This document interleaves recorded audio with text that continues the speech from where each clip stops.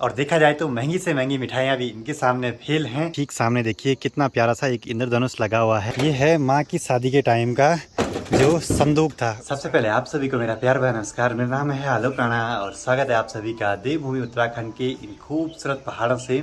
अभी सुबह के करीब 9 बजने वाले हैं और आज के दिन की शुरुआत भी हो चुकी है और माँ की तैयारी हो चुकी है पुराने वाले घर पे जाने की। इन खूबसूरत पहाड़ों के बीच आज पैदल ही जाएंगे। तो अभी दिन के करीब 1 बजने वाले हैं और लड़के की शादी में यहाँ गाँव में शादी के अगले दिन पूरे गाँव के लिए भोज रहता है। तो अभी हम वहीं पे जा रहे हैं भोजन करने के लिए। और ये अंकल जी भी आ चुके हैं शादी से। और गिरिया गांव में देखिए अब धीरे धीरे ना जो छाया है तिरछी होती जा रही है, मतलब सर्दियां आने लगी हैं और धूप तिरछी होती जा रही है। अब यहाँ काफी ठंडा हो जाता है दिन के बाद से ही। और अंकल जी ने खलियोला रखा बल खूब सारा बल अरसे रोटने।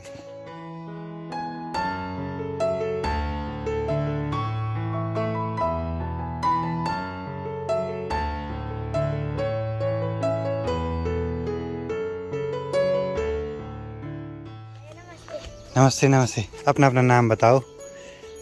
मेरा नाम अंशिका बर्तमान। अच्छा, आपका नाम? अंशिका बर्तमान। अच्छा, होगी छुट्टी। प्रणाम प्रणाम भाई। गांव की शादियों की तो बात ही कुछ अलग रहती है। और आपको एक चीज़ बता दूं, गांव में जो भी शादियों में खाना बनता है ना सिंपल सादा खाना बनता है, जैसे दाल चावल रोटी सब्जी अचार पापड़ सलाद ये सब चीज़ें। और आप में से कई लोगों के मन में ये सवाल आ रहा होगा कि क्या पहाड़ की शादियों में चिकन मटन या ये सब चीज़ें भी होती हैं, मिलती हैं? तो जी नहीं, ऐसे कुछ नहीं होता है। बहुत ही कम ऐसे लोग हैं जो इन सब चीज़ों को देते हैं। बाकी यहाँ सादा खाना चलता है शादियों में भी। तो चलिए जी, एडिटिंग का सारा काम निपट चुका है। आज दिन भर मैं एडिटिंग पे बैठा रहा यहाँ पे। अब जरा बाहर को निकलते हैं। ठीक सामने देखिए कितना प्यारा सा एक इंद्रधनुष लगा हुआ है, क्योंकि वहाँ धूप भी है और पानी भी है। इस वाली वैली में ना बहुत ज्यादा बार दिखाई देते हैं ऐसे इंद्रधनुष। और सामने चौकम्मा पर्वत तो अभी बिल्कुल नहीं दिखाई दे रहा है, बादलों के पीछे चला गया है। और यहाँ पे देखिए लोगों ने सुरे भी लगा दी हैं, जो पराल है खेतों में उसको ऐसे पेड़ पे लगा देते हैं। तो धीरे धीरे करके सभी लोग अपने ये काम निपटा रहे हैं आजकल। और इसकी 1-2 फोटोज ले लेते हैं जो आपको मेरे इंस्टाग्राम पे देखने को मिलेंगी।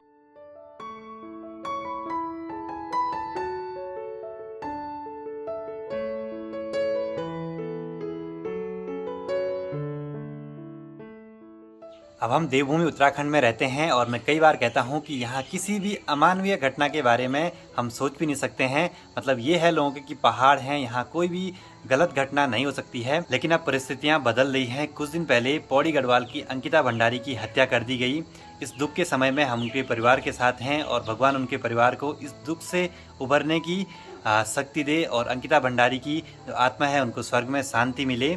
बाकी न्याय होना चाहिए, जो भी आरोपी हैं उनको सख्त से सख्त सजा होनी चाहिए। एक और हमारे देश में नारी शक्ति को पूजा जाता है, एक और उनके साथ ऐसी घटनाएं होना बहुत ही बड़े शर्म की बात है। अगर अंकिता भंडारी के दोषियों को जल्द से जल्द कड़ी से कड़ी सजा नहीं मिलती है तो समाज में ऐसे जो दरिंदे हैं इनके पर और भी बड़े होते जाएंगे और हमारी जो बहन बेटियां हैं उनके लिए असुरक्षा का सवाल पैदा हो जाएगा यहाँ पे।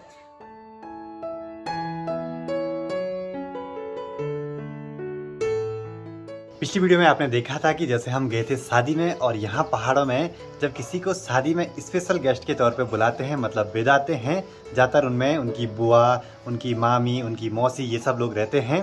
तो उनको कुछ स्पेशल सा कलेवा देते हैं, मतलब कि जैसे मिठाई का डब्बा ये सब चीज़ें। लेकिन पहाड़ों में मिठाई की जगह पे कुछ और पकवान चलते हैं, जैसे अरसे हो गया, रोटने हो गया। तो दिखाते हैं आपको हमको क्या मिला था खुमेरा शादी में जाके। और ये है जी पहाड़ी पकवान। इसमें तो अरसे हैं और रोटने भी हैं, तो कुछ इस टाइप से रहते हैं। और देखा जाए तो महंगी से महंगी मिठाइयाँ भी इनके सामने फेल हैं, क्योंकि इनका जो स्वाद रहता है ना वो कुछ अलग ही रहता है। और इनको बनाने वाले भी एक्सपर्ट होते हैं पूरे गांव में। अगर आपको इनकी रेसिपी देखनी है कि कैसे इनको बनाते हैं शादी के टाइम पे, तो पिछले साल मैंने रोशनी की शादी की वीडियोस बनाई हैं, उसमें मैंने पूरा दिखाया था कि मेहंदी से पहले दिन ना पूरे अरसे उरसे बनाते हैं, कलियो बना के रखते हैं। कलियो बोलते हैं इसको हमारे यहाँ, कलेवा जो होता है। अब इनको तो हम शाम की चाय में खाएंगे, इनको तभी अंदर रख लो।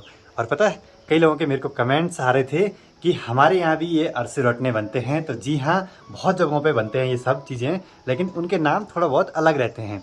एक होता है अरसा जो कि चावल के आटे से बनता है, रोटना होता है जो कि नॉर्मल आटे से बनता है। कल तो मुझे लग रहा था कि मौसम अब ठीक होता जाएगा, लेकिन आज फिर से बादल आगे हैं। अब धीरे धीरे पता दिक्कत क्या होगी, जैसे जैसे लेट होती जाएगी वैसे वैसे जहाँ मैं जा रहा हूँ वहाँ ठंड बढ़ती जाएगी, फिर दिक्कत होने वाली है काफ़ी ज़्यादा। देखिए जी, पहाड़ों में कोई भी काम आसान नहीं है। चढ़ाई पे सामान ले जाना सबसे मुश्किल सा काम रहता है।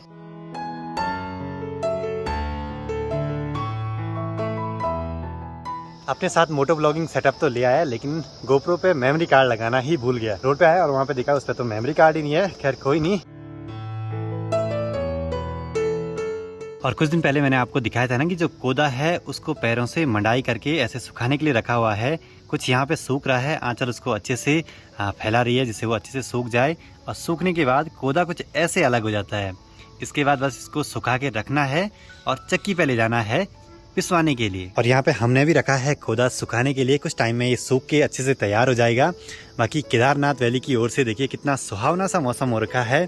अब तो बस लग रहा है कि मॉनसून चले ही गया है उत्तराखंड से। पिछली वीडियो पे कमेंट आया था कि इस साल केदारनाथ भगवान जी के कपाट कब बंद हो रहे हैं, तो 26 अक्टूबर को कपाट क्लोज हो जाएंगे। और इस साल हो सकता है मैं भी केदारनाथ कपाट क्लोज वाली सेरेमनी में वहाँ आपको मिल जाऊँ। देखते हैं, अगर आप लोग भी आना चाहते हैं तो जरूर आइए। बहुत सारे लोग आए रहते हैं उस टाइम पे वहाँ। और मुझे अभी काम मिला है, जो भी ये कोदा यहाँ पे रखा है इसको अच्छे से फैला के रखना है जिससे वो धूप पे अच्छे से सूख जाए।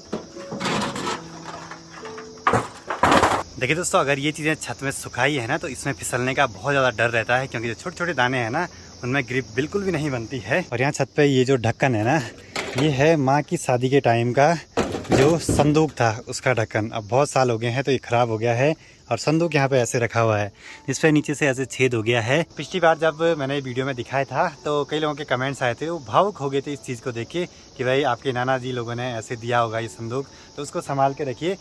अब हुआ ऐसे, ये यूज़ ज़्यादा हुआ नहीं। अब मौसम की मार पड़ गई, कम से कम 30 साल हो गए इस बात को, और तब से तो अब तक तो ये ख़राब हो गया है काफ़ी हद तक। तो रखा हुआ है फिर भी काम आ रहा है। अब कर क्या सकते हैं, उसे पूरा जंग लग के वो पूरा सड़ सा गया है।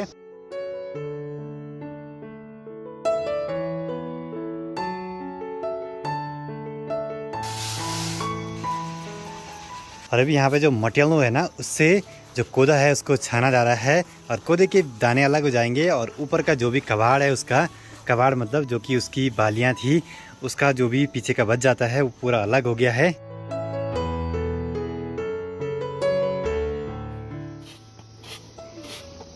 अभी यहाँ पे जो कोदा है ना उसकी छटाई हो रही है अच्छे तरीके से। उससे जो भी कबाड़ है, जो भी उसकी पत्तियां टाइप की हैं, उनको अलग किया जा रहा है। और इसको बोलते हैं सुप्पू हमारे यहाँ। ये लोहे का भी रहता है और रिंगाल का भी रहता है। यहाँ पे हम कोदा छानने पे लगे हैं और साथ साथ यहाँ पे जो चींटियाँ हैं ना वो भी लगी हैं अपने अपने बिलों में ये कोदा ले जाने पे। और बहुत सारी चींटियाँ हैं और बहुत सारे दाने हैं, तो सब अपनी अपनी मेहनत पे लगे हुए हैं। अब शाम की चाय का टाइम हो चुका है तो एक बार चाय पी लेते हैं और थोड़ी देर में सनसेट भी हो जाएगा। और अभी सामने देखिए जो सूरज की किरणें हैं ना, क्या गजब की दिखाई दे रही हैं इन बादलों के बीच से। ऐसे मौसम में चाय का आनंद ले लिया जाए। अभी शाम के 6 भी नहीं बजे हैं और सनसेट हो चुका है।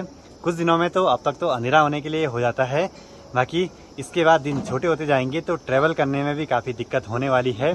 तो देखते हैं कब तक हम अपनी नेक्स्ट ट्रिप पे जा पाते हैं। उसके लिए मुझे बहुत सारा सामान जुटाना है, क्योंकि पिछली बार जब मैंने ट्रैवल करा था तो मुझे लगा था कि काफ़ी कुछ सामान अभी नहीं है मेरे पास, जो कि ट्रैवलिंग में बहुत ज़्यादा काम आता है। अभी जंगल का शोर सुनिए,